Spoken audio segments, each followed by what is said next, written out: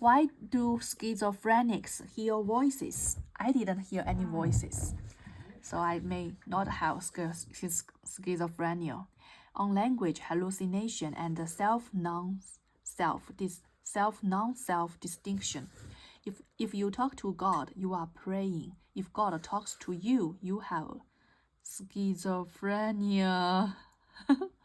Talk to God, you are praying. If the schizophrenia, my first encounter with the schizophrenic patient was a medical student in my third week of a neurology rotation.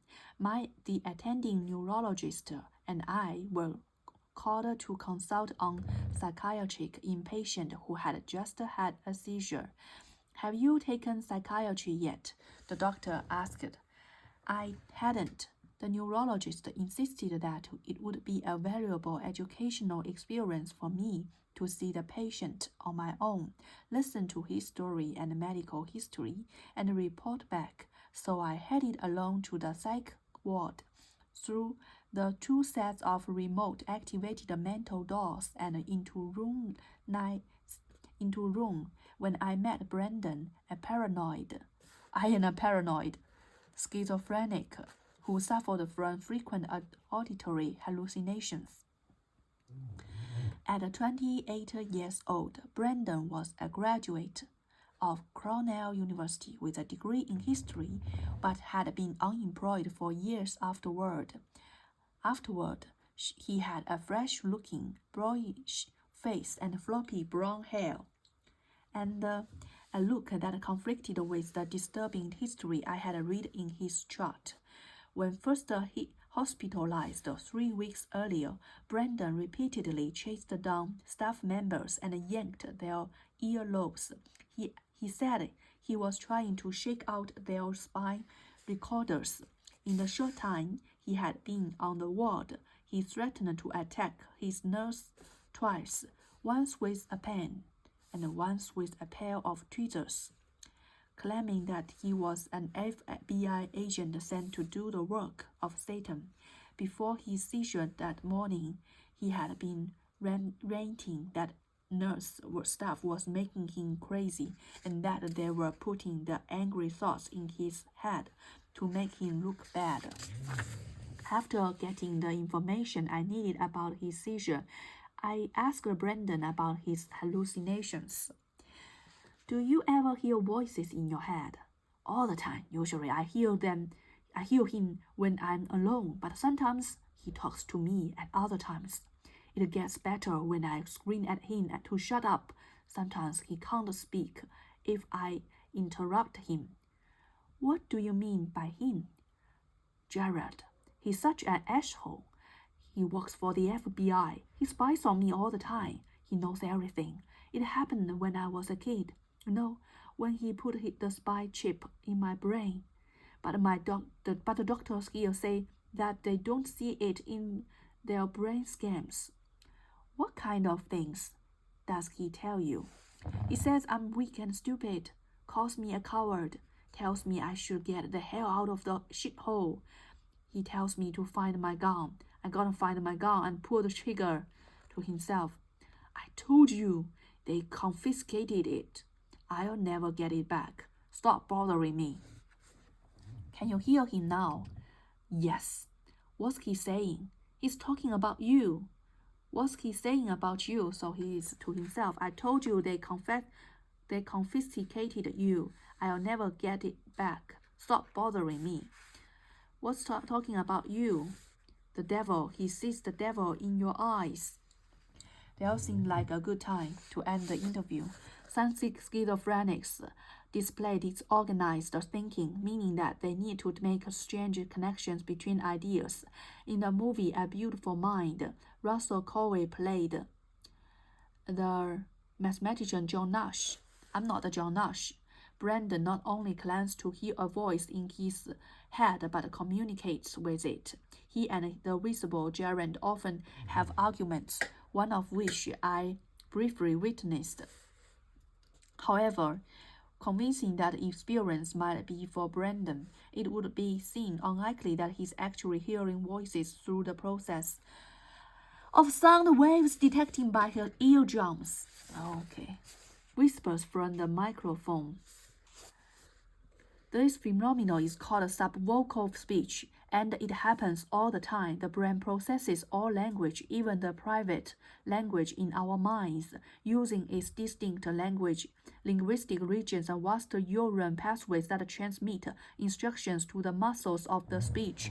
Our thoughts turn out to be subvocal speech when that mechanism goes as far as to rouse those muscles to contract, even though, as I mentioned, that stimulation is usually too weak to generate a voice that anyone could actually hear.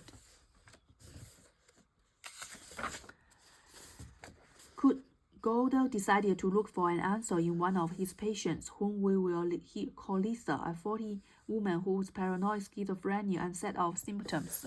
Gould was taken aback whenever Lisa reported hearing his voice in the head. I never hear any voice. He can't speak if I interrupt him. Okay, so it's just thinking. You just ignore everything that is happening to you. So you just shrink. Then you could hear something because it is too quiet. Then any little thing that you can interpret into something big. Someone else is speaking whenever I speak.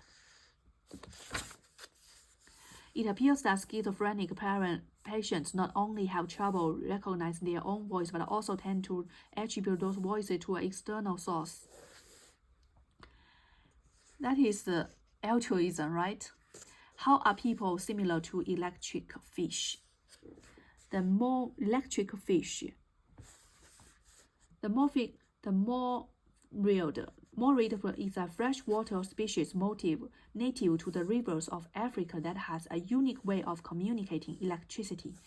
Nerve system has the capacity to release electric signals called electric organ discharges into the surrounding water.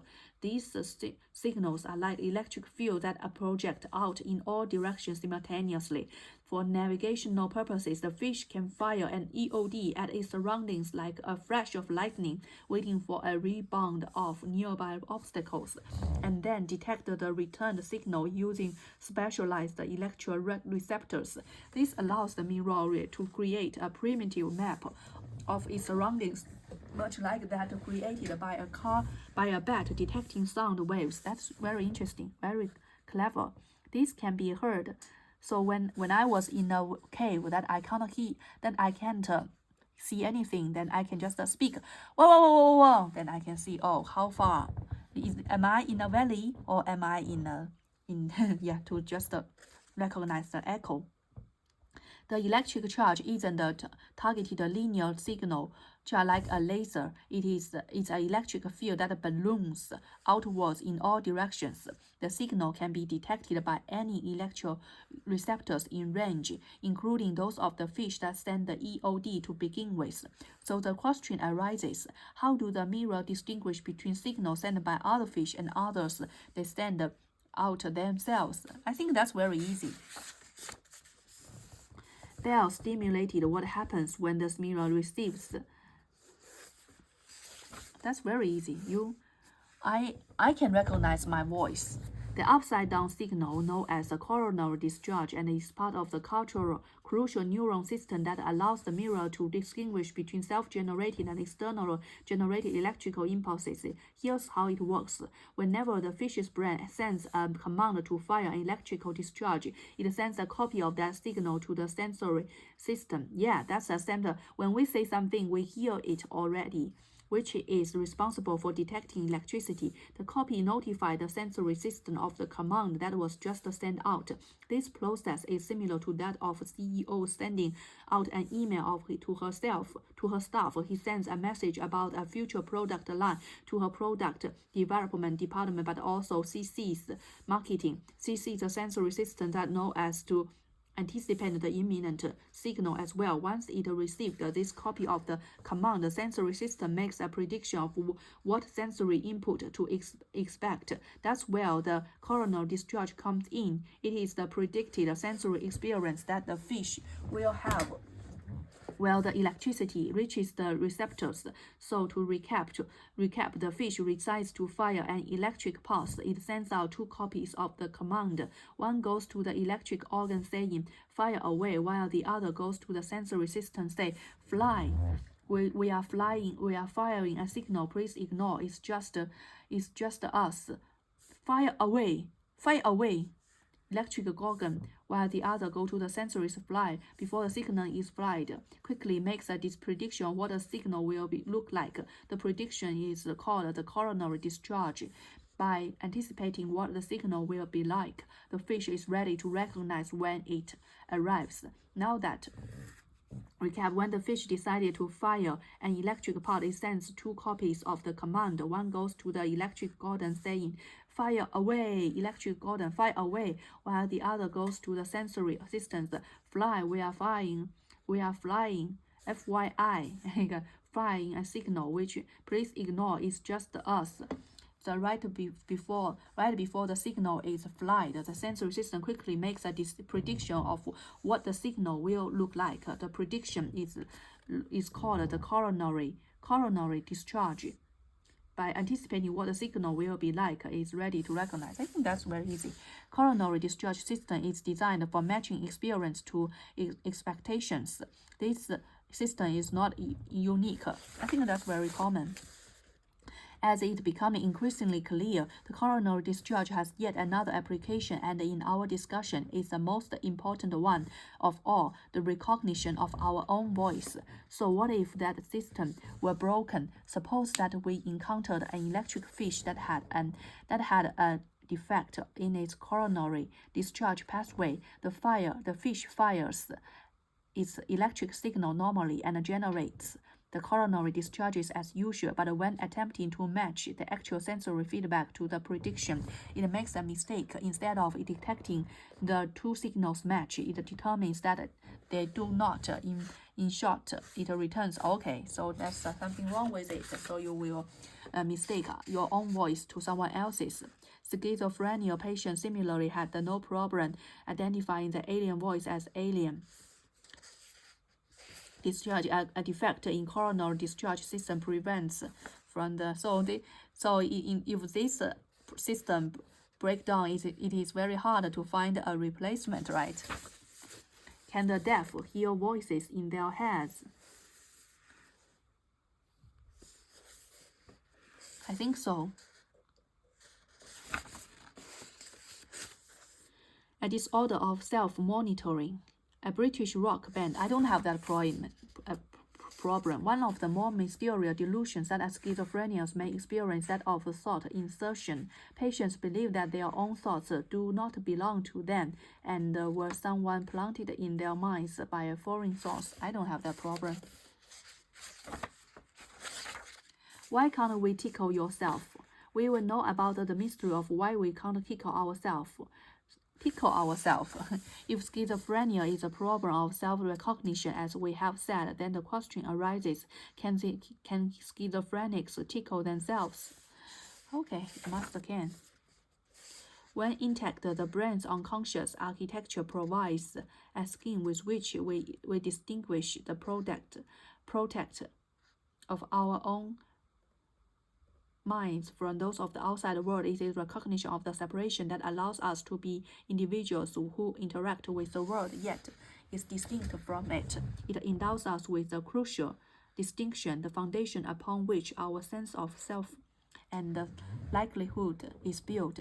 Sometimes it takes a disturbance of our normal workings to understand how powerful the brain's logical circuitry is, how much it is really doing behind the scenes, and how easily it can be manipulated.